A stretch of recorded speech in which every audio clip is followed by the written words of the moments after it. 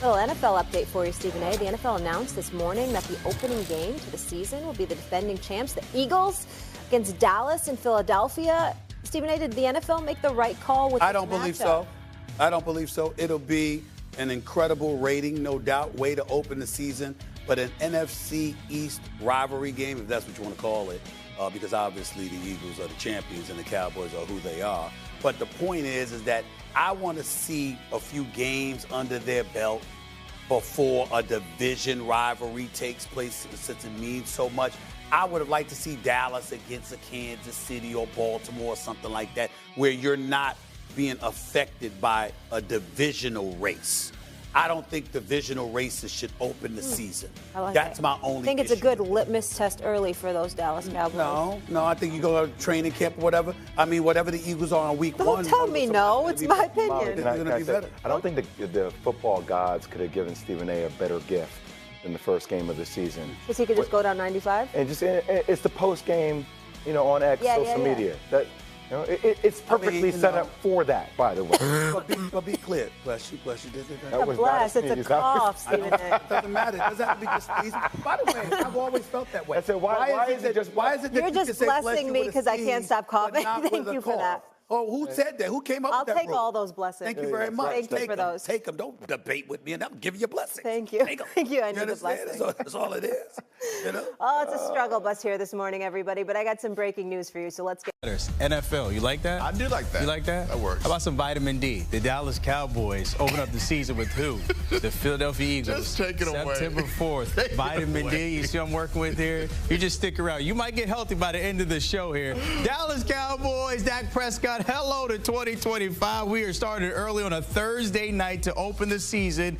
Yes, CeeDee Lamb has a new running mate. Brian Schottenheimer, please do something good in year one. You're taking on the champs. Jalen Hurts and the crew, of course, coming off that Super Bowl, that second one there for Jeffrey Lurie and the city of brotherly love. This is the first time since, of course, that one they had previously, but now we get to see the NFC East rivals opening up the season there, as I mentioned, September 4th on NBC, that Thursday night.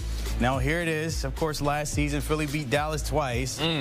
Cowboys had a lot of injuries. A lot of things happened that season. We're not going to talk about that. The Cowboys have won the last 7 games, though, and playing on Thursday night, so that is a good omen. But Philly has won the last 3 home games versus Dallas. So this is the first schedule release in the NFL, but it's not the last, because take a look at it. Outside of that, we'll get more games throughout the week, of course, starting tomorrow as well, those international games. And then Wednesday, CBS will release theirs, and the full schedule coming out on Hump Day, on Wednesday, and we are here to get locked in, and nobody better to get us locked in than who? My guy, Ryan Wilson. Fresh off the mock drafts of 1,000, what was it, like 4,025? I think that's the number you're up to, right? That's something like that, right? Somewhere.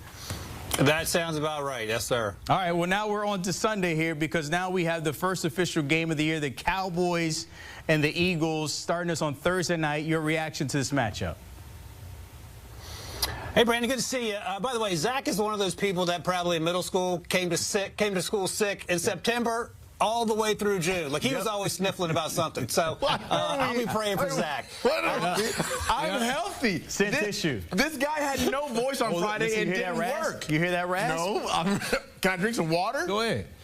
Congestion. Go ahead, Ryan. Zach, your point. Take it away. But go ahead, Ryan. Your reaction. Yeah, Zach, I need you to go see. I need you to go see the nurse. Go down the hall, go talk to the school nurse, and then come back here when you get some lozenges. All right, look, Brandon, that's enough about Zach. Let's talk about your Dallas Cowboys.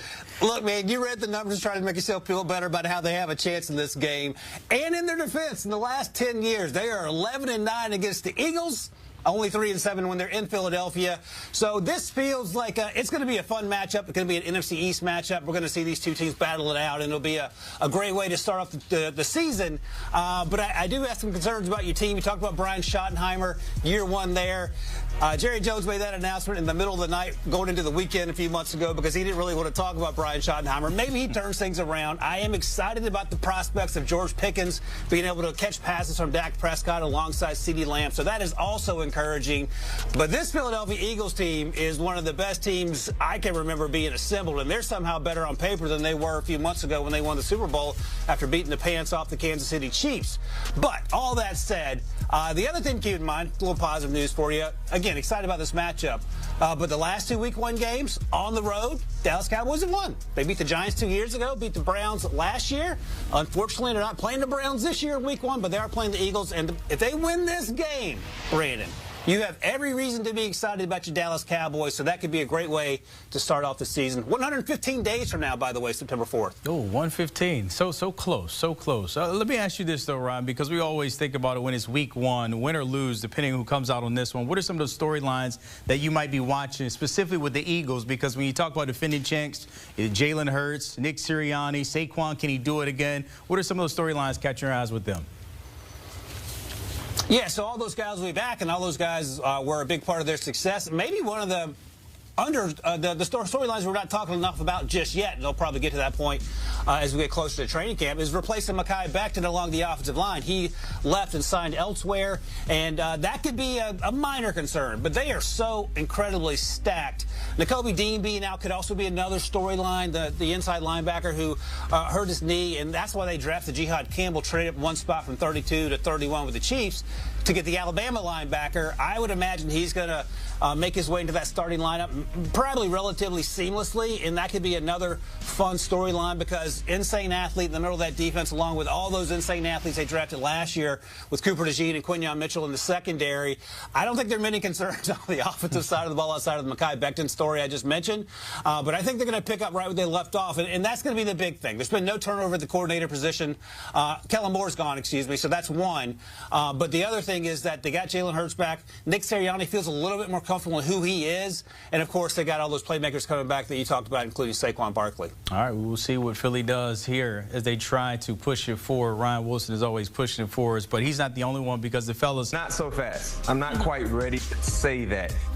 Unbelievable year a year ago, right? We know that he really surprised and exceeded the expectations heavily, but I'm not quite ready to put that title on Jayden Daniels as he gets ready for his second year. One thing we know about the National Football League, it's a very, very competitive league, and young players sometimes, especially early on in their career, it's hard to hit that stride of consistency of playing at a high level for a full season.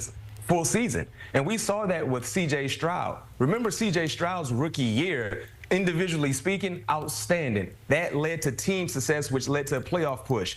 They got to the playoffs in this second campaign, but as an individual, his numbers were not the same as they were during his rookie year. So let's see Jayden Daniels continue to stack great seasons after great seasons.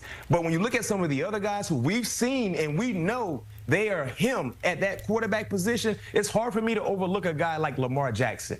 Even though Lamar Jackson did not win the MVP a year ago, Lamar Jackson threw for over 4,100 yards, 41 touchdowns.